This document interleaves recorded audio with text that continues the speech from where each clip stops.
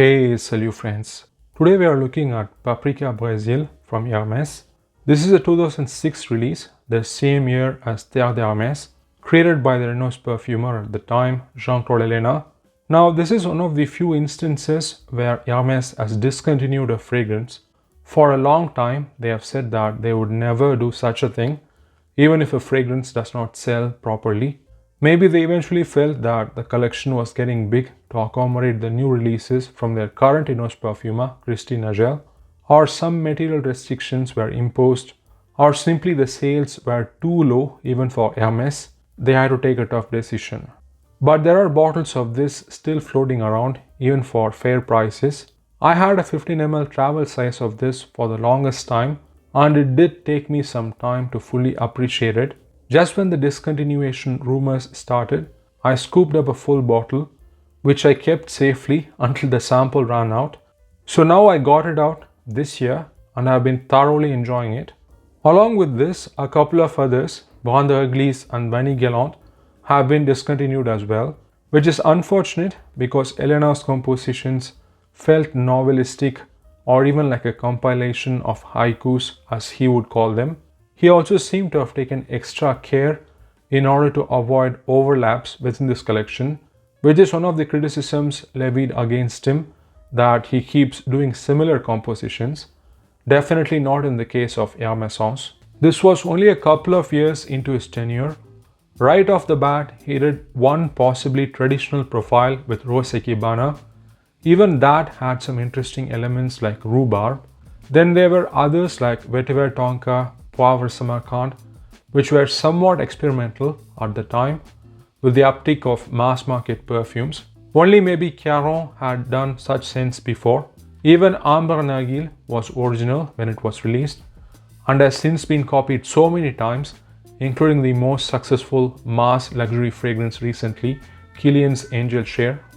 But then he seems to have taken it even further with this one, Paprika Brasil.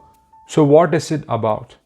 Though with time the notes are discernible, I think it is more of an abstract creation inspired by the beauty of specific natural elements, a particular region even, which is a recurring theme within the Hermessence collection.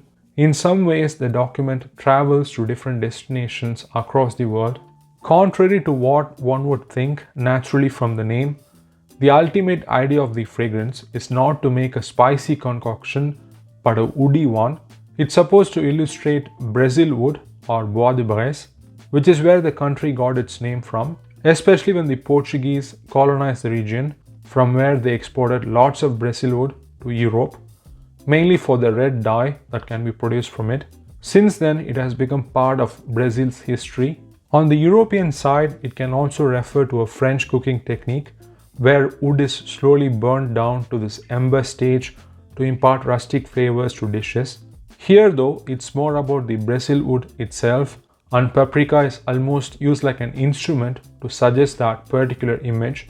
I have not smelled a fresh cut Brazil wood till now, but I've handled violins made from it, and they tend to have a subtle aroma when you hold them close to your face.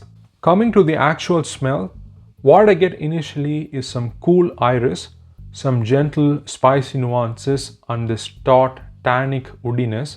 Some consider this to be an iris fragrance, and I can certainly see that, but I don't think there is one standout note in here.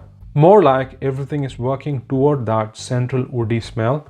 The iris here starts off fresh and sort of brisk, still with some earthiness, which then opens up to the woods.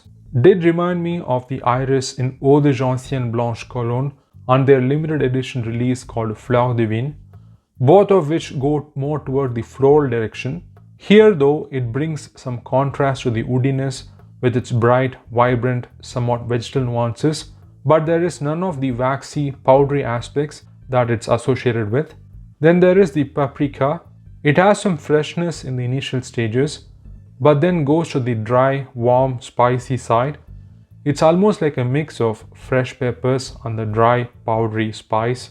Though to be specific, it is spicy within the signature of the Hermessence collection, in that it's very subtle, sort of whispering and murmuring spiciness rather than an explosion of spices.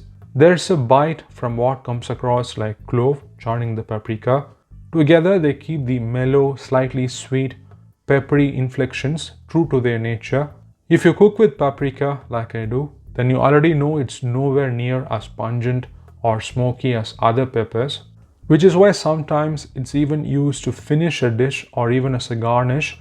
Otherwise, it tends to get lost if you cook it a lot with other ingredients and lots of heat. The fragrance itself does not get foodie though, at least for me. Some people have said that it smells like Mexican food, etc. I don't get any of that. I think it's well balanced to still be a wearable perfume while still having that tingling sensation. Then the woods start to be dominant and become the bed for the spices. Only one particular wood is mentioned here, that is Brazilian rosewood. Additionally, there may be some vetiver or cedar in here, possibly. Surely evokes that pigmented red color represented in the bottle. There are some green, violety, floral, fruity tonalities enveloping the spicy woodiness, which could be from the mignonette that is listed. Along with that is an ever so slight smoky undertone. As it dries down further, it does not change much. The little amount of fresh wateriness goes away and it becomes dry and dusty, and that's about it. Lasts a decent amount of time, 6 to 7 hours or so. Overall a softer experience with a mild projection. Though it becomes a skin scent, if I apply a bit generously, I can still pick it up throughout the day. Very much in the airy, transparent style of the Hermessence collection. It is kind of its own abstract, natural entity, not bound by the setting or age or gender. So probably anyone can pull this off anytime, I think. I mostly prefer to wear it at home during cooler times. Can't smell it very well if I'm outside, to be frank. Availability is going to be the challenge. But like I mentioned, there are still some bottles, partials, and 15 ml versions of this floating around for decent prices, as of now anyway. Can't imagine all these stocks from 15 years drying out very fast. Overall, I like this quite a bit. In fact, it has grown on me a lot since I started to wear it from this bottle. Now probably one of my top favorites from this collection, along with the likes of Cure d'Ange, Vetiver Tonka and Osamnthe Yunnan. Something rather comforting, addictive and sensual in the way it comes across on skin, beyond the notes and all that. It is humble and yet beautiful, has that air of elegance and polish like you would expect from an Hermessence. The reviews of this have been polarizing online, to say the least, mainly from the time of release. I don't think it was talked about that much in the following years. If it was any other brand, I seriously doubt it would have lasted 15 years. So kudos to Hermès for keeping it in the lineup. Bit of a misunderstood fragrance in some sense. And I'm not saying that to be a contrarian.